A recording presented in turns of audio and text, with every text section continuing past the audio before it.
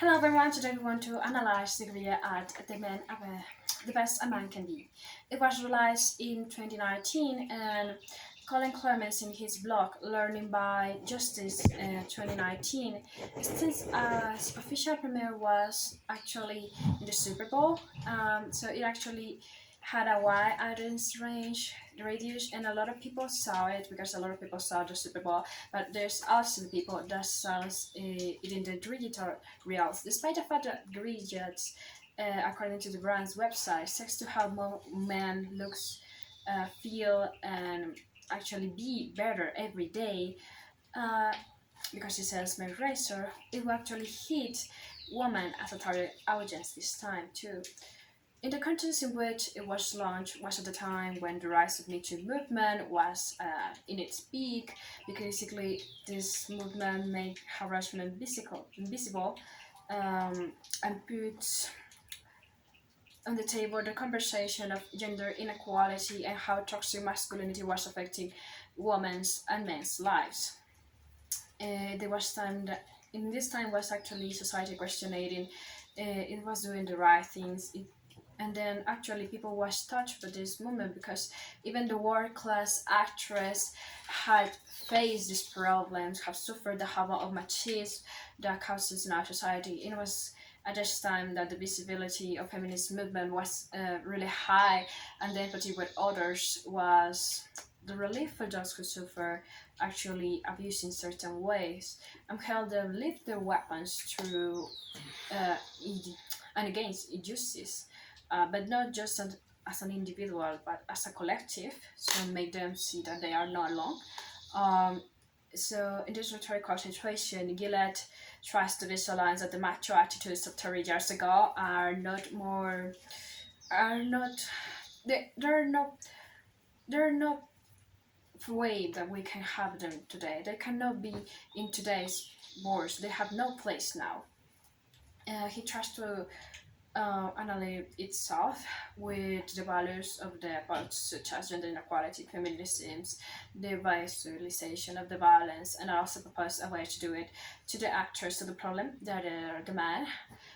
in the way they really do something against it, and the way that they propose it last solution is to just not simply be good individually, but to be good correcting each other, not making a blind eye to other men committing abuse. And through the video, different clips try to show the havoc of machismo causes in society through images and well-structured dialogue, the touches and feelings that makes members of society feel identified with the problem, managed to visualize the problem of machismo um, in our society, and tries to provide a solution by trying to avoid toxic masculinity. And this commercial is especially aimed to reach Gen Z and millennials, to show them through their example and their actions they can actually make world and a society better than today's society. And it visualizes the problem of gender inequality and also women and others, like actors of the problematic, like fathers, in the entire world, to act and to teach their children to take correct attitudes, even if they seem different and really strange, because they're not the options you actually pick every day. They are not the attitudes we often tend to do, but we have to do it because the boys that are watching today will be the men of tomorrow, as the ad says. And the element of Kairos was well used here because it was the right moment, basically due to the high point that this Me Too movement has at that time, that has achieved, because the position that women have in society now too, because women who stand up and point out to society what was affecting them as a collective, as women, with this Me Too movement. And it was just the right time to flourish the art in this. because the feminist movement was stronger than ever, because there's a moment in society where we were questioning if the actions we were doing was actually right, because society was tired of consequences of toxic masculinity, sexual harassment, domestic violence, and gender inequality. And I would like now to move to analyze the rhetorical elements that Gillette used to achieve its goal.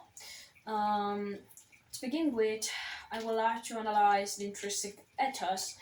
of the ad in the art of communication, because the narrator at the beginning of the commercial maintains an strong but not intimidating tone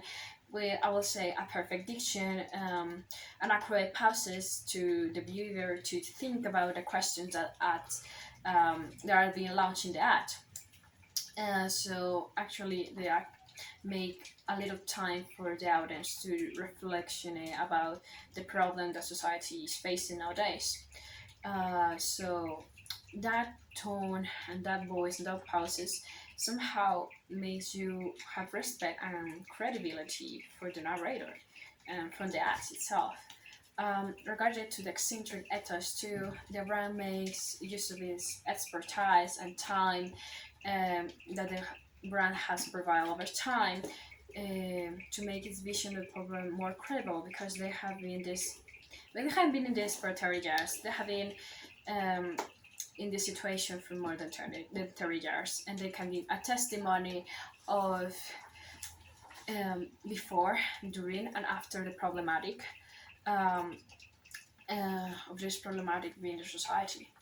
In addition to this intrinsic ethos, that this intrinsic ethos that actually increased it, because Gillette is a globally recognized brand with expertise in producing and selling mesh razors for more than 30 years. So the size of the brand, the history of the brand, the temporal space of the brand that has survived in the market makes them somehow and change their ethos and build a credibility across their what they are saying. And analyzing the logos of the commercial, it follows a sequence logical of clips to convey the idea and message in a consistent way all along these clips. And it's interesting to see that at the beginning or in the background, the commercial starts with these three words: balance, bullying, violence, and toxic masculinity, and it follows sequence in the clips with these three first words script, and then actually just a moment after that, so a news talking about the Me Too movement and sexual harassment. And in the video too, you can see this sequence, because through the commercial you can see the clips that show inappropriate behavior of men, such as violence, bullying, violence, sexual harassment, which visualize actually the problem of gender inequality and actually the problems that causes ignoring this behavior, because just boys will be boys now. But after that, it shows you actually the solution to this problem, because it says you that